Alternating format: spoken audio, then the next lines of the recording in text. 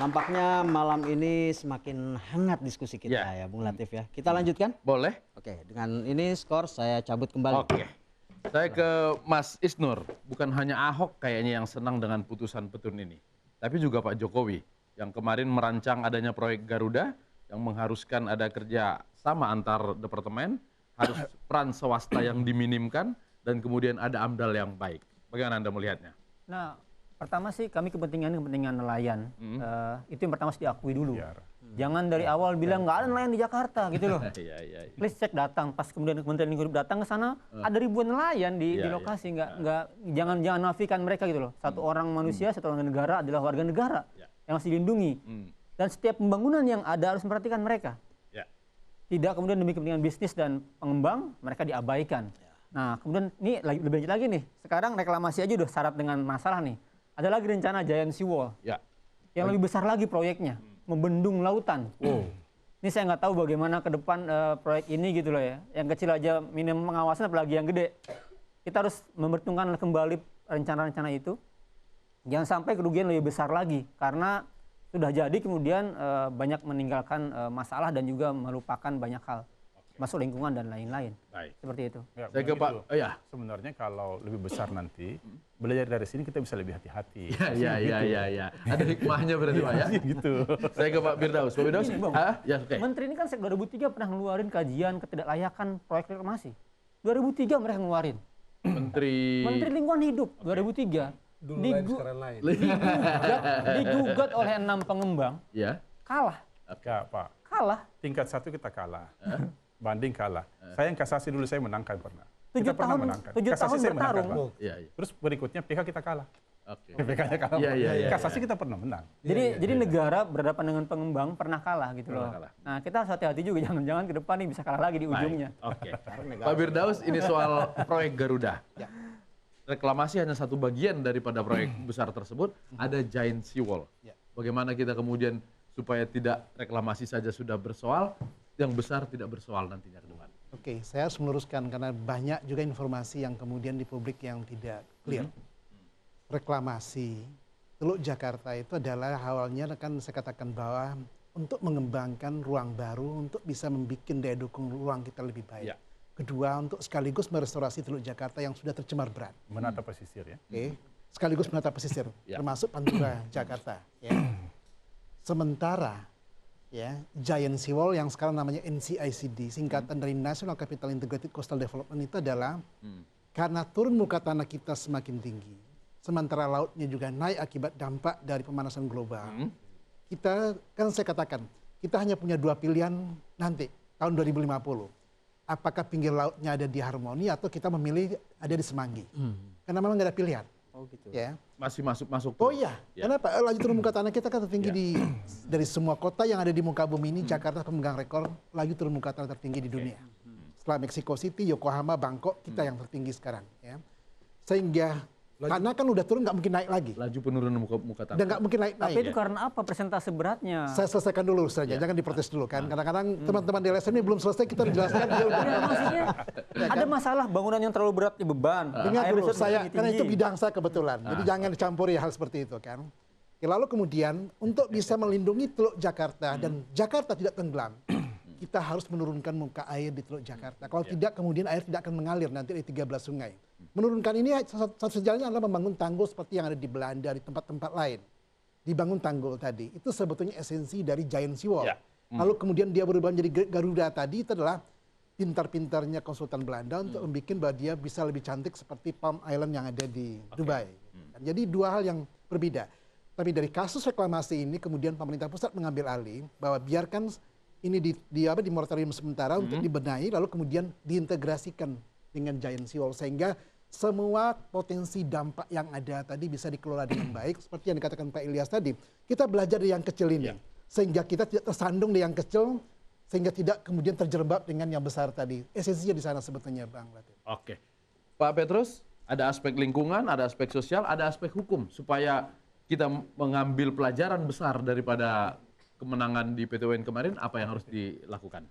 Ya, jadi kalau saya lihat kasus ini kan harus jadi pelajaran buat kita semua, terutama dampak yang ditimbulkan dari pembangunan yang boleh dikatakan nasib rakyat kecil selalu sudah tidak diperhatikan, tidak diikutkan dalam semua proses, sehingga kita contoh seperti nelayan jadi korban. Sekarang ini kalau kita mau jujur, dampak pembangunan di DKI ini sudah suku Betawi itu seperti terpecah-pecah. Masyarakat Betawi itu tidak bisa menjaga budaya mereka itu tidak bisa dikembangkan karena mereka sudah terpencar ke berbagai tempat. Ini juga salah satu pembunuhan terhadap sebuah komunitas besar dengan budayanya. Nah, kasus ini harus menjadi pelajaran buat kita semua, pemerintah, masyarakat, supaya ke depan ini harus duduk sama-sama, rumuskan bersama supaya tidak ada dusta di antara kita. Kita harus terima koreksi.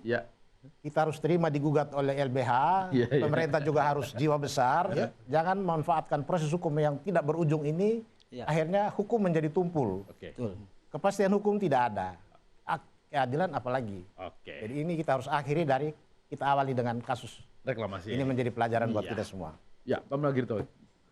Iya, ini ada soal gitu ya. Saya tidak terlalu tahu jelas juga apakah izin yang dibatalkan sekarang ini termasuk pemegang izin yang kontribusinya sudah ditarik oleh Pemda DKI atau tidak?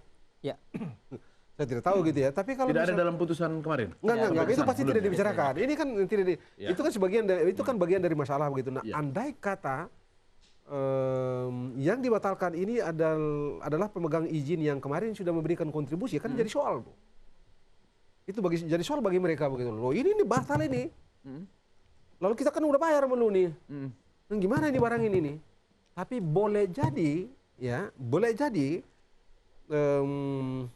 pemikirnya Pak Gubernur atau orang-orang DKI tahu bahwa lu nggak bisa ngapa-ngapain sama gua. Kalau pengadilan yang memutuskan sudah katakanlah sekarang ini sudah karena itu. Bukan saya tidak memutuskan sendiri, tapi saya putuskan ini karena perintah pengadilan. Itu satu. Yang kedua, dalam undang-undang tentang perbendaharaan negara, barang aset uang keuangan negara, uang negara itu tidak bisa disita untuk alasan apapun, untuk kepentingan apapun oleh siapapun. Jadi kalau sekarang katakanlah pengembangan ini karena sudah memberikan kontribusi ratusan miliar itu merasa dirugikan karena sekarang izin mereka berikan stop. Mereka hanya bisa sudahlah. Mengambil ulang duitnya nggak bisa. Kagak bisa. Meneruskan bayar kompensasi bisa dong? Kagak bisa. Jangan meneruskan boleh? Loh, kalau dia mau bayar kompensasi untuk apa lagi? Orang haknya sudah dibatalkan. Baik. Masa ada pengusaha yang mau bayar kontribusi sukarela saja begitu? Memang duit jatuh dari langit. Orang dia nggak kerja dari pagi sampai malam. Diambil dari daun. Ambil dari daun dan pala kayak tempat saya kan pala jadi itu daun cengkeh gitu. Kagak kan? Ini duit nih. Duitnya duit gede bukan duit. Masa ngasih aja begitu sama pemerintah DKI? Memang orang pemerintah DKI juga kelebihan duit kok. Berarti bakal banyak proyek yang mangkrak gitu ya? Tapi kan kasihan juga ini teman-teman pengembang ini gitu ya. Iya. Jadi tapi kita tidak tahu bagaimana caranya nanti sekarang mereka mengambil jalan untuk memastikan agar apa yang sudah mereka usahakan itu tetap bisa berjalan. Dan ini kembali kepada pemerintah pusat sebenarnya. Kembali ke pemerintah pusat. Iya. Ini dan Anda bayangkan sebentar ya. Kelak pemerintah pusat mengatakan blessing in disguise.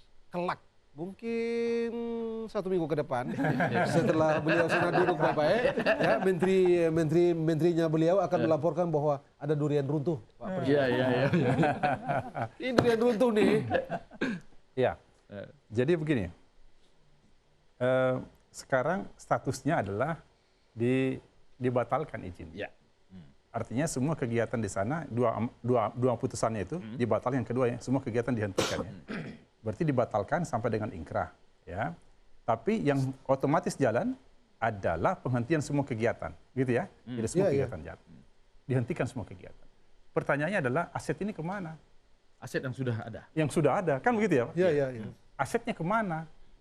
Asetnya ini adalah yang memberikan izin punya aset, kan gitu ya Pak? Ya. Saya berikan izin kepada dia. Ini kan dia izin kepada si pengembang. Ya. Dia laksanakan. Ya. Terus diputuskan kalah pengadilan. Dibatalkan izinnya. Oke. Artinya itu kan menjadi milik dia, milik si pemberi izin. Pemerintah? Pemerizin. Ya, iya dong.